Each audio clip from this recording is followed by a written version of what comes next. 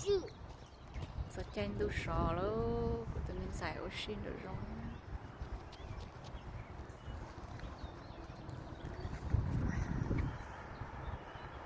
Cậu quá chưa?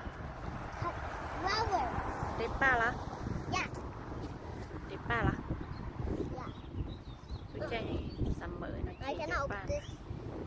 Japan nó tới rồi cũng cười.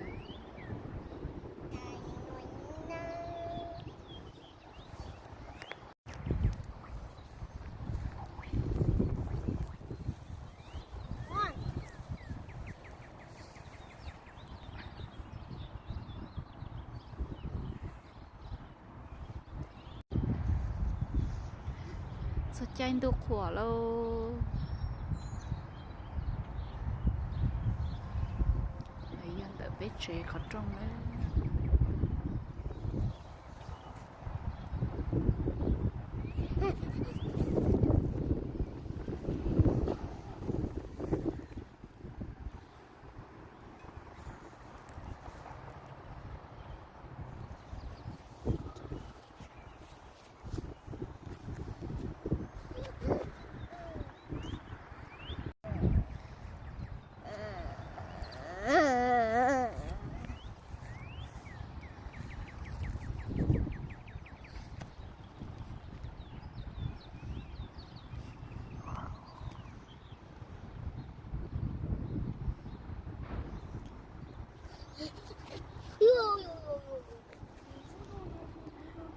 Cư này cho ba tới rồi.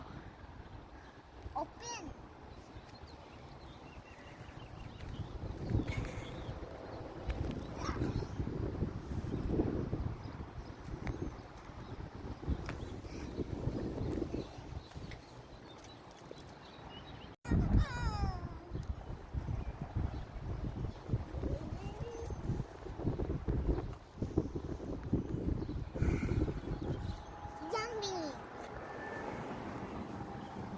Chú cá, chú yummy.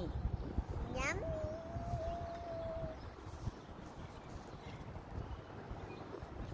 Yummy. Chú cá. Papa. Yummy.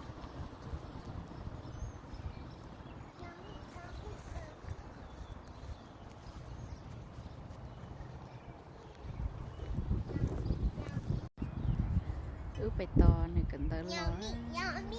To của tụi mình xài cần tới lo. Bày to này cần tới lo. Thế li. Lo thay này rồi rong rồi họ tia. Mà sao oxy ở đây cho Nhật Bản.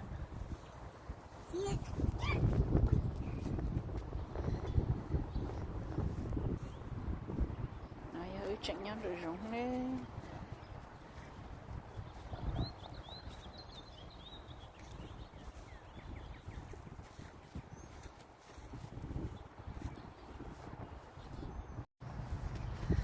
Để bà tạm một bật trên thì thay li nó tốt sai nữa từng xài bắt nấu từng xài bắt nấu ý nấu lo rửa thì tôi dùng một trâu sông trâu tỏ lú chốt lì nữa